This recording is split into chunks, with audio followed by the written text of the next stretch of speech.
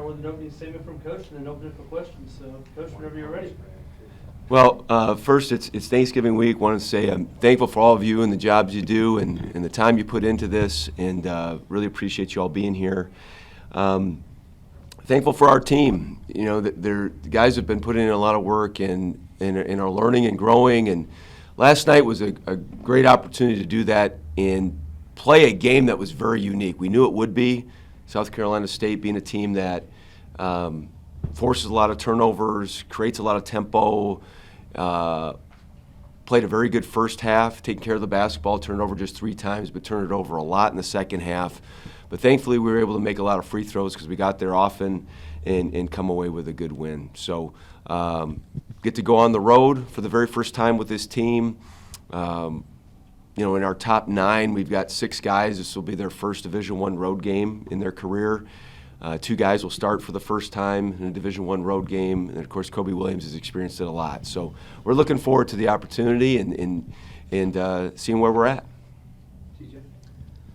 I was going to ask about that first road game, and then the season kind of opens up behind that with the Mayor's Cup, and then Oklahoma State's on there. Loyola comes here. Does that feel that way? Does it feel like the season kind of really starts to? I know you've played 4 games, so the season's already started, but it's really kind of starting to really accelerate from here.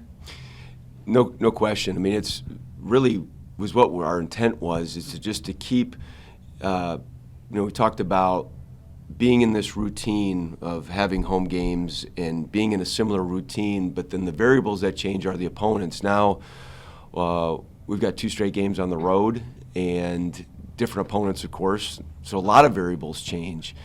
But we're ready for this. Like, this is the next step in that journey to go through this together and play in somebody else's gym in a different environment and play against a good team. So that's what's next for us, and this is the time to do it. It seems like it's been Kobe Williams, then PJ Haigerty, Isaiah Barnes. Now it's been Jared Garcia is now getting in the mix. Talk about how PJ and Jared really led in point scoring. Obviously didn't lead the team. Everybody has a say-so in that. But leading the team last night in points. We've always are searching for depth and balance, inside, outside scoring, and I always think that the perfect setup is to have 4 or 5 guys averaging in double figures to get to 75 points. That's 15 points at each position. Whether it's starters, subs, but to get that type of production and balance. And was really happy to have Jared Garcia have that type of breakthrough. On a side note, his grandparents, who spend much of the year in Honduras, were here in Tulsa last night and got to see him play. It's the first time they've seen him play. So that's really cool. And I met them after the game, said we're going to have to bring him with us everywhere. They might as well move here to Tulsa if that's what it's going to take. For Jared, but was really happy to get that type of inside-outside scoring. He's got a great touch.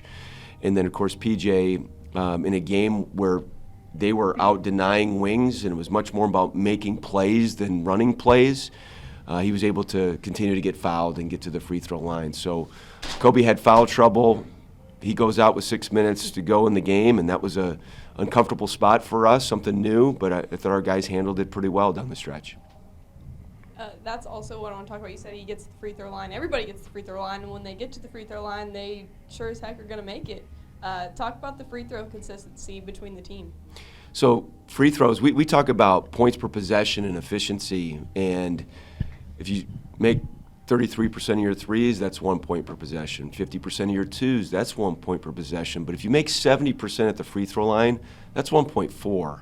And so getting to the free throw line is a big part of what we want to do, and putting pressure on the basket, and then, of course, getting to the bonus. And we were able to do that pretty early. A lot of fouls last night, a lot of free throws.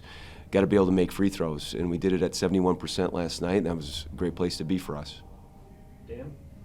For PJ to be named Freshman of the Week in the conference and for him to have all this early successes, has he been a little bit more impressive to you? And I know you were high on him in the offseason, but what has he shown you over the first couple games? Very, very pleased with just where he's at right now. And, of course, we saw him a lot in high school. He was a very highly touted recruit. He was a Mr. Basketball in Texas, and knew that the opportunity that we had for him here was one that we needed for him to be able to produce. And so he's got such an old soul, and he's very mature. He's very professional in his approach. And to think about him just as a freshman, I don't really view him that way so much. But isn't that great? Probably PJ. but that's right. But he's got such a maturity about him out on the basketball floor, and we trust him with the ball in his hands and to make plays, and he needs to be able to do that for us. Then y'all struggled from three to start the season, but to have a half like you did the first half last night, is that something you can build off of? For sure. I thought the first half last night was about probably the best half we've put together. On both ends of the floor, we defended well. We were able to convert and transition. So much of it is we had 3 turnovers, and if you can be at, we say, 5 turnovers or less in a half, you're probably going to do pretty well. But we shot it well from 3, and we took some good ones. I thought in the second half, of course, we were rushed and didn't get a lot of great shots. And you give credit to South Carolina State on that. But we just got to keep building and finding great shots and knocking them down. Correct me if I'm wrong, but I feel like the only guy that you let pick up full court is Archie when you're defending guards. What is it about his skill set that you have faith in that he can do that and not foul? And how special is that in a freshman when the game is so much faster than probably what he's used to still be able to have the instincts to be able to do that? So we're looking give guys opportunities to impact the game in some way. And so with TaShawn, he's so agile and he's fast, he's quick, and he's in a role where he knows he's going to get in the game. How much? There's some factors that go into that, but we want him to be a guy that can harass the other defender.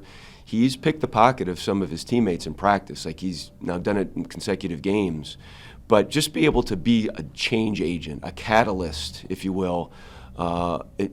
He's got that ability, and he can also score. He can also play make. We're just trying to find ways for him to grow. We've talked, I know I've said it to you all many times, that we have a race to maturity here, and maturity comes from experience and minutes and figuring things out, and we're trying to give him opportunities to do that. Not to get too nerdy, you're at about 25 threes a game right now, I think. I think over a third of your shots are from 3.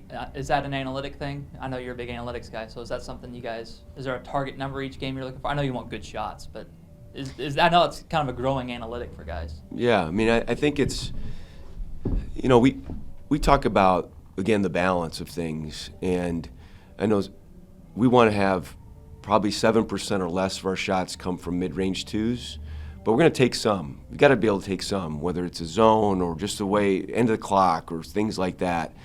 But then the rest of the game is a little bit dictated on your opponent. You play a team that zones all the time, you're probably going to take even more 3s. But we want to have great balance, and we just want to take good shots. We more look at who our green light shooters are, and are they getting open shots? What shots are we taking that are good for us? But open 3s are a great shot, and so we want to keep looking for those. But that's about right for us at 25 a game, depending on I think we were 82 possessions last night. We've been averaging around 70, so there was more possessions in last night's game. But there was a lot of free throws, just a lot of fouls that turned into possessions too. So every game's a little bit different. Is there different lights? Is there a yellow light? For sure. Yeah. There's also red. So And you I have know some of those too? I'm assuming you drive, TJ, so I think you know what that means. Fair. Yeah, I got it. I've seen a few of those red lights during the game. Yeah, there's been a couple red lights, but we have mostly green and yellow, and we test those things, and we talk about earning the right to have the green light. I had a coach tell me one time that shooting is not like Halloween. Just because you get dressed doesn't mean you play or get to shoot. So you got to earn that right, and we give our guys opportunities to earn that throughout the year. We do a lot in player development, in and outside of practice, to help guys improve, and it's a great way to build confidence too. Coach, PJ had an historic night at the free throw line last night, at least in TU annals. Just talk about his knack of being able to get to the free throw line, not just like last night, but he has been all year long, and not only get there, but be able to convert them. he's got a gift for getting to the paint. And so many times you see guys who are smaller in stature that are really fast and wiggle their way into there. He's 6'4", he's all of it, over 190 pounds, and he's got such a way of getting an edge, holding that edge, and then slowing himself down and even creating contact and still getting the ball on the rim. It's a gift. It's a really hard thing to teach. Last night's game was unique unto itself, where there was, in the bonus very, very early, there was a lot of pressing. They were trapping after their misses on rebounds. Like, there was opportunities to get fouled a lot, but he also, in the press break, in the half-court offense, got downhill, and he's really gifted at it. So we're going to keep trying to find opportunities for him to do that, and then just continue to work with him and everybody else on making great decisions. Attacking the basket, is there opportunity to kick out? What are those plays? But he's got a gift for it for sure. TJ?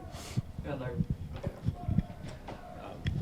Anything in particular since last night from watching film that you picked up that you didn't realize during the game? No, I mean, I think, you watch things and you form certain opinions in a broad sense. Our pick and roll coverage was not good in the second half, and having watched it again this morning, that only reemphasized my feelings. It's the nuances and the details of what we need to do differently. And again, give South Carolina State some credit on what they were doing and how they were attacking. It was a very physical game. But, I think that, looking at how we subbed and how we did different things, you wouldn't do it differently. Just that wanted to be better in the second half and guarding dribble penetration and looking at the details of how they were able to get to the paint. And also, if you injury update on Keyston, any idea when we're going to see him? I know it's a tough one, but yeah, he's progressing. We don't expect him to play this weekend, but we're hopeful that he's going to start doing some contact stuff here. And he's been in non-contact situations. He's progressing very nicely. And so this is one of those things that I'd love for him to have played yesterday, but we're going to take very much a stance of making sure that he's right and totally ready both physically and mentally. But he's a big part of our plans. I mean, he's a special player, special person, and so we're just going to make sure we're taking care of him here. Thanksgiving plans? You guys bring players over to the house? Do they do their own thing? Like, what will you guys do? I don't know what your travel schedule is, but do you guys do anything? Yeah, we're off practice today, but we'll practice tomorrow. We're off of school all this week, and so we're gonna have the team over to our house tomorrow, and it's a great time. I love Thanksgiving. I grew up in a very big family, and Thanksgiving was a big deal, and a lot of food too. So I joked on the radio with Bruce last night but this is true. Coach Dietz is very adamant not to do big Thanksgiving 2 days before a game because guys are sluggish and could gain a ton of weight, and he's had one in his history gain a lot of weight on Thanksgiving. But I love Thanksgiving, very thankful for our group, and we're going to have coaches and their families and so forth. So looking forward to that tomorrow. I'm sorry? Bruce can do whatever he wants. I'm not worried about Bruce's conditioning right now. And we talked, there's certain guys that you don't want them to gain 12 pounds, but TaShawn Archie is a guy that you mentioned, maybe a gravy IV, right? That's right. Ty has gained 18 pounds since he's been here, and so if you can imagine that, but he can eat as much Thanksgiving food as he wants. I had a coach like that. We had to eat on Wednesday, not Thursday. Yeah. Because he didn't want us to be sluggish, because we had that full court zone that we needed to play. Well, we're gonna have it all for him, and it's great food to heat up too. So I know that, but we'll do it all, and then Friday practice, and then head to Little Rock. Looking forward to it. Thanks. Thank you, everybody. Appreciate you all.